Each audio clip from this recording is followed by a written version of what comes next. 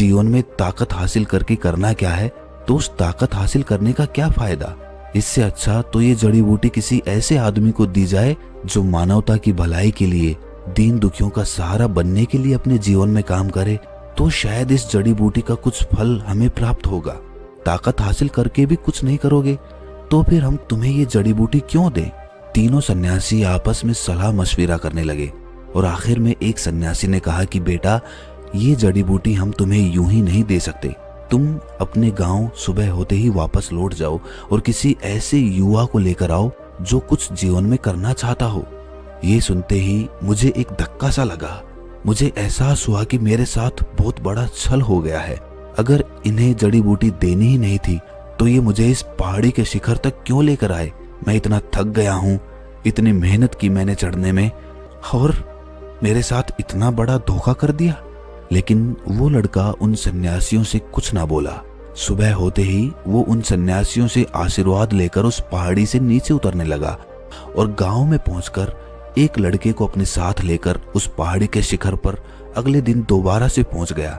और इस बार जिस मित्र को अपने साथ वो लेकर गया था, उसे उसने रास्ते में ही समझा दिया था कि तुम्हें उन सन्यासियों से क्या कहना है, जिसके बाद वो हमें जड़ी बूटी वापस मिलेगी। शाम होते होते वो पहाड़ी के शिखर पर पहुंच चुके थे।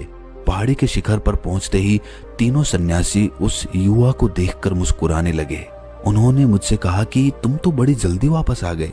क्या ये युवक अपने जीवन में कुछ अच्छा काम करना चाहता है? उसके मित्र ने तपाक से कहा कि बाबा, मैं अपने गांव का भला करना चाहता हूँ।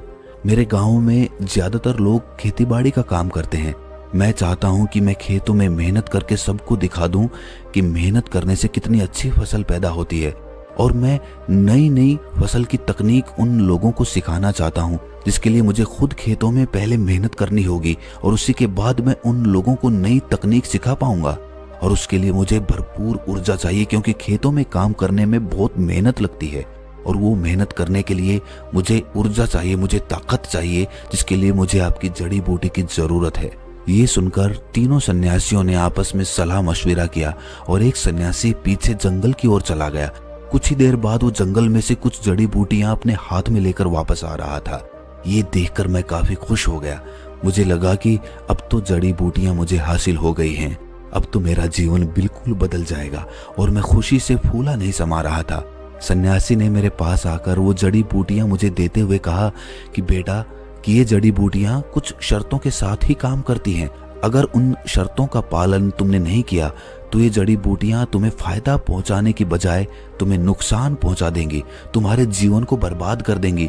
जितने दुर्बल और कमजोर तुम हो, इससे भी ज्यादा दुर्बल तुम हो जाओगे। तो सोच समझकर इन जड़ी बूटियों को ग्रहण करना। ये सुनकर मैं अचानक से सावधान हो गया और मैंने उन सन्यासी से हाथ जोड़कर कहा कि महाराज, आखिर वो क्या शर्तें हैं?